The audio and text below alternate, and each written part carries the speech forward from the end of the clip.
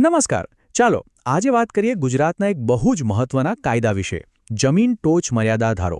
આ કાયદો શું છે અને એ કામ કેવી રીતે કરે છે? ચાલો એને એકદમ સરળ રીતે સમજી લઈએ.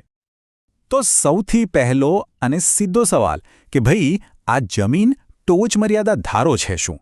જુઓ, એકદમ સાદા શબ્દોમાં કહીએ ને તો આ એક એવો કાયદો છે જે જમીન રાખવા પર એક લિમિટ મૂકે છે. મતલબ કે સરકાર નક્કી કરે છે કે કોઈ એક વ્યક્તિ કે એનું કુટુંબ કેટલી જમીન રાખી શકે, એનાથી વધારે નહીં.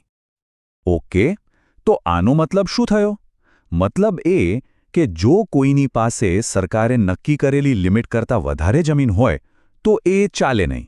એ કાયદાની વિરુદ્ધ છે. અને જે આ વધારાની જમીન છે, જેને ફાજલ જમીન પણ કહેવાય, એ સરકાર લઈ લે છે અને પછી એ જમીન એવા લોકોને આપે છે જેમની પાસે જમીન નથી. બસ આ છે આ કાયદાનો આખો ખેલ. સારું, તો હવે આપણને બેઝિક આઈડિયા તો આવી ગયો, પણ હવે વાત કરીએ ગુજરાતની. આપણા ગુજરાતમાં આ કાયદો કેવી રીતે લાગુ પડે છે? અહીં શું નિયમો છે? કેટલી જમીન રાખી શકાય? ચાલો એ જોઈએ. તો આપણે અત્યારની વાત કરીએ એટલે કે વર્ષ 2026 મુજબ ગુજરાતમાં જે નિયમો લાગુ પડે છે એના પર એક નજર કરીએ. અને હા, એક વાત ખાસ યાદ રાખવા જેવી છે. આ જે લિમિટ છે ને એ બધી જ જમીન માટે સરખી નથી. જમીન કેવી છે એના પર બધો આધાર છે. જુઓ, આ ટેબલ બધું જ કહી દે છે. બહુ ઇન્ટરેસ્ટિંગ છે.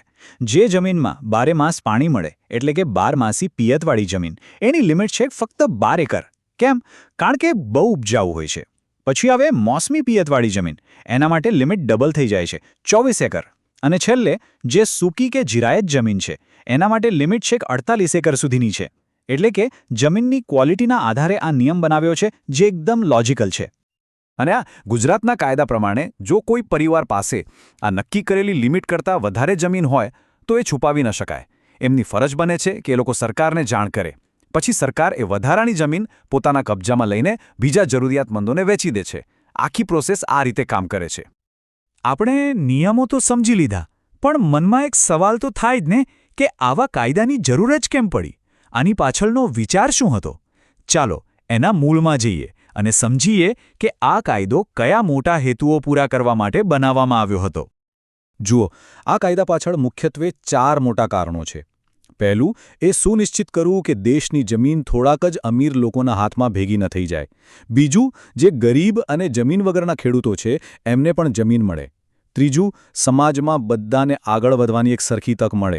અને આ બધાનો સરવાળો શું? ચોથો અને સૌથી મોટો ઉદ્દેશ્ય, જમીનની એવી વહેંચણી થાય જે વધારે ન્યાયી અને યોગ્ય હોય. આ જ તો એક સારા સમાજની નિશાની છે. તો આપણે આ કાયદાના નિયમો, એનો અમલ અને એની પાછળના હેતુઓ બધું જ જોયું. હવે આ આખી વાતને પૂરી કરતા પહેલા ચાલો એક એવા સવાલ પર વિચાર કરીએ જે આખા વિષયના કેન્દ્રમાં છે.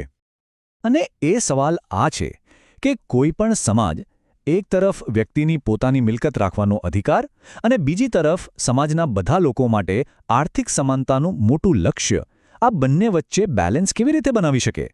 આનો કોઈ સહેલો જવાબ નથી. આ એક એવો પ્રશ્ન છે જેના પર સતત વિચાર કરવો પડે, ચર્ચાઓ કરવી પડે અને બદલાતા સમય સાથે એના જવાબ પણ બદલાતા રહે છે.